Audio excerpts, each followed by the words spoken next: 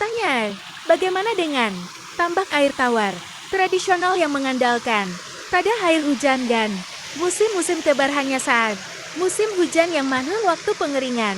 Tambak selama musim kemarau, tambak air tawar tradisional yang mengandalkan pada hujan adalah sistem budidaya yang sangat bergantung pada alam ekonomis, namun memiliki risiko tinggi terkait stabilitas air. Sistem ini beroperasi satu siklus per tahun, memanfaatkan musim hujan untuk pengisian air dan musim kemarau untuk pengeringan atau panen. Berikut adalah analisis detail mengenai sistem tambak tada hujan tradisional. 1. Karakteristik dan manajemen musim hujan waktu tebar. Pengisian air, tambak diisi oleh air hujan, yang umumnya bersih, tetapi berisiko membawa tanah atau sedimen. Manajemen kualitas air saat hujan tinggi. pH air cenderung turun asam dan suhu menurun. Petambak sering menggunakan kapur dolomit untuk menaikkan pH dan mencegah stres pada ikan. Musim tebar.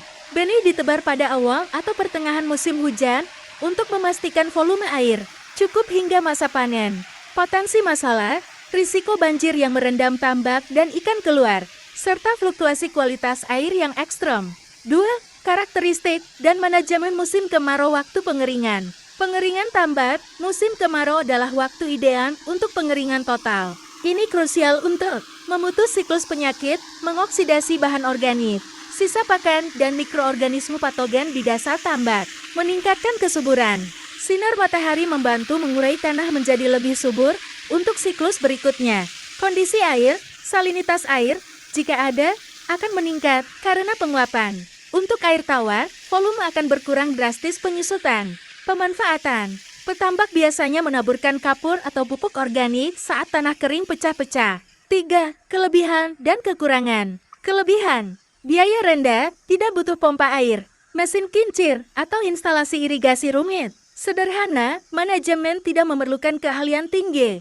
Alami, pakan alami plankton tumbuh baik selama musim hujan. Kekurangan. Produktivitas rendah, terbatas pada satu siklus per tahun. Risiko gagal tinggi sangat tergantung curah hujan. Jika hujan berhenti terlalu cepat, ikan bisa mati kekeringan. Kualitas air tidak stabil, sulit dikontrol. Berisiko membawa penyakit saat pergantian musim.